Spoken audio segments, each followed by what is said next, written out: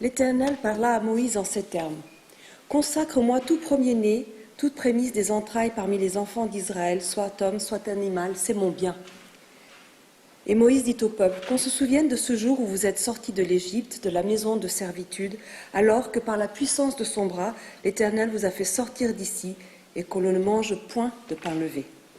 Et Moïse dit au peuple, qu'on se souvienne de ce jour où vous êtes sortis de l'Égypte, de la maison de servitude, alors que, par la puissance de son bras, l'Éternel vous a fait sortir d'ici, et que l'on ne mange point de pain levé. Donc, lorsque l'Éternel t'aura fait entrer dans le pays du Cananéen, du Héthéen, de l'Amoréen, du Hévéen et des Jubuséens, pays qu'il a juré à tes pères de te donner, pays ruisselant de lait et de miel, tu célébreras cette cérémonie dans ce même mois. 7 jours durant, tu te nourriras d'azim. Le 7e jour, fête en l'honneur de l'Éternel. On se nourrira de pain azim durant ces 7 jours, et l'on ne doit point voir chez toi ni pain levé, ni levain dans toutes tes possessions. Tu donneras alors cette explication à ton fils. C'est dans cette vue que l'Éternel a agi en ma faveur, que j'en sortis de l'Égypte.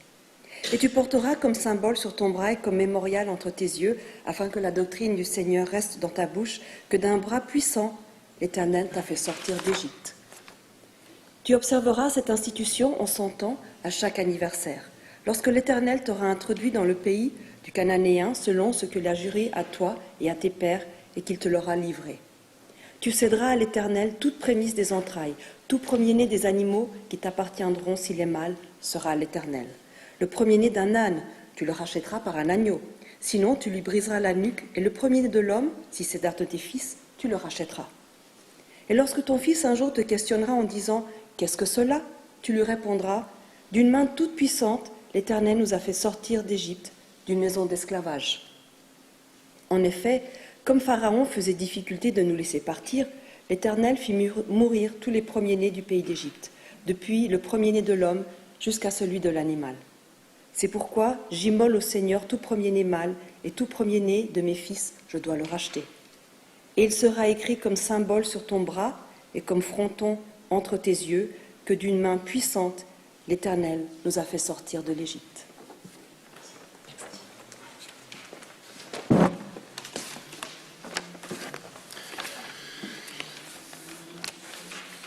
Pendant Pessah, nous faisons une pause dans la lecture hebdomadaire de la Torah. En ce moment, nous sommes au milieu du livre de Lévitique. En effet, à Pessah, nous revenons au livre de l'Exode et à l'histoire de la fuite d'Égypte. Le premier jour de Pessah, nous lisons le chapitre 12 qui reprend le récit dramatique. Vayehi b'chatzi halayla, c'est arrivé à minuit. Lorsque la 10e plaie mortelle a frappé toute l'Égypte et qu'aucun foyer n'a été épargné. Seuls les enfants d'Israël sont passés au-dessus. Et le 7e jour de Pessah, nous lisons des chapitres 14 et 15 de l'Exode qui culminent avec le chant de la mer Shirat Hayam. Ce chant associe des paroles horribles et belliqueuses à une poésie lyrique et magnifique. C'est ce lundi matin et j'espère que vous serez assez nombreux pour qu'il y ait une minyan et que nous puissions les lire. Au milieu de ces deux lectures, le Shabbat Chol HaMoed Pesach. Ce Shabbat, nous lisons le chapitre 13. C'est une petite pause au milieu de toute cette excitation, la calmie avant la tempête. La Torah nous rappelle qu'il faut manger de la matzah pendant toute la durée de Pessah, les 7 jours. Et elle va plus loin en nous disant qu'aucun chametz ne doit se trouver dans nos maisons pendant cette période. Au cœur du chapitre 13 se trouve la question de la transmission. Quelle est la meilleure façon de raconter l'histoire de l'Exode à la génération suivante? C'est une question qui devrait tous nous préoccuper, que nous ayons des enfants ou non. Cette semaine, pendant la Seder, nous lisons l'histoire des 4 enfants. Nous connaissons bien cette scène. Un sage, un méchant, un simple et un trop jeune pour poser une question. Elle a été illustrée tant et plus et a inspiré de nombreuses interprétations. Bref, c'est un merveilleux exemple de la manière d'éduquer à différents niveaux. Et la question des 4 enfants, d'où viennent-elles? Eh bien, 2 d'entre elles proviennent du chapitre 13 de l'Exode, notre texte de ce Shabbat. Au verset 8, il est écrit « Ve'gadta levincha b'yom ha'chu lemor, ba'vozer asa Adonai li, b'tzeiti miMitzrayim » Ce jour-là, tu expliqueras à ton enfant, c'est à cause de ce qu'Adonai a fait pour moi lorsque j'ai été libéré d'Égypte. Ve'gadta, c'est l'essence même de l'Agada. Ve'gadta levanecha, et vous le direz à votre enfant.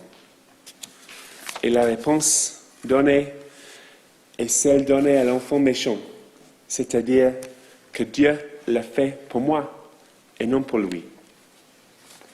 Plus loin, au verset 14, il est écrit « Vaya ki yishalcha vincha macha lemor mazot, ve'amata elav b'chozek yad, hotzienu Adonai miMitzrayim mibeit avadim. » Et quand, dans le temps à venir, un de vos enfants vous demandera « Qu'est-ce que cela signifie ?» Vous répondrez « C'est par une main puissante qu'Adonai nous a fait sortir d'Égypte, la maison d'esclavage. » Et voici la simple question du 3e enfant. Mazot, qu'est-ce que c'est? Et la réponse que nous connaissons si bien grâce à l'Agada. Ces 2 enfants, le méchant et le simple, sont pour moi les plus intéressants du Seder. Le méchant a été beaucoup décrié. Il est difficile, c'est vrai, mais les défis sont intéressants. Il a besoin vraiment de comprendre l'histoire de l'Exode par lui-même, et il ne se contente pas de prendre pour acquis ce que cela signifiait pour ses parents et les générations précédentes. Il a besoin de comprendre l'histoire de l'Exode par lui-même. Et le fils simple est un philosophe. La question mazot, qu'est-ce que c'est, est aussi profonde dans sa simplicité que dans sa naïveté. Vraiment, qu'est-ce que c'est? Quelle est l'essence de Pessah? Pourquoi faisons-nous ce que nous faisons? Avec nos aliments traditionnels, nos rassemblements, et notre engagement à vivre et à revivre cette histoire chaque année. Qu'est-ce que c'est Pessah? Qu'est-ce que Pessah pour vous?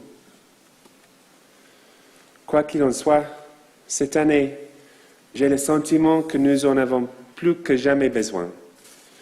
Une évasion de la réalité, une évasion de l'oppression, une évasion des pharaons qui nous guettent à chaque coin de rue.